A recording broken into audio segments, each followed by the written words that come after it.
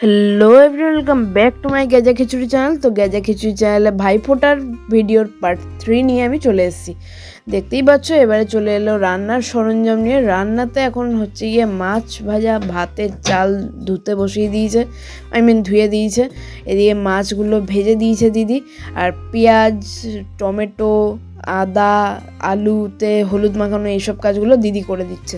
আর সব কিছু লাস্টে মশলা দিয়ে রান্নাটা রিয়াদি করবে, আর ভাজা ভাজি যা যা করার সেগুলো আমার দিদি করবে।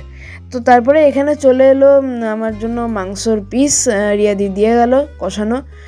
তো মাংসটা সত্যিই ভালো হয়েছিল, আর রিয়াদির হাতের মানে এতটাই নরম হয়েছিল যে হাড়টাও চিবানো যাচ্ছিল। তো সেটাই বলছিলাম। আর দিদি তারপর বলছে একটু আমায় দে, তখন আমি বললাম গরম খুব, খেতে পারবি না।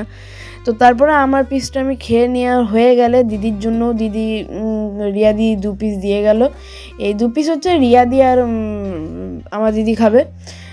আর এর কিছুক্ষণ পরেই আমাদের লাঞ্চ হয়ে গেল। লাঞ্চ টাঞ্চ করে পরে দিদি আমি যাইব সবাই মিলে এবার বাজার যাব, ফার্মেসিতে। আর এই সেটটা হচ্ছে গিয়ে আমি দিয়েছি দিদিকে।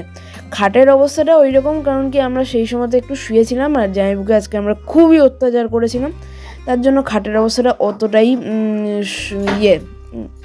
একটা কথায় কি বলা যায়, শোচনীয়। তো তারপরে আমি আর জামাইবু মিলে বাইকে বেরিয়ে গেছিলাম। দিদি রাস্তা দিয়ে হাঁটতে হাঁটতে ভাবছিল যে জামাইবুর গাড়িতে যাবে নাকি টোটোতে চলে যাবে। রাষ্ট্রপতি টোটোতেই গেছে দিদি। আর তারপরে আমরা চলে এসেছি সবাই ফার্মেসিতে এসে জামাইবু ঝাড়াঝাড়ি পোছাপুছি সব শুরু করে দিয়েছে। আমি তো দিদির ফার্মেসিটা প্রথম দেখেছি, আর এখান থেকেই আমি গিফটটা কিনে পরে আমি বাড়ি চলে যাব। তারপর রাতের বেলায় দিদি গিয়ে আমাকে গিফটটা দেবে।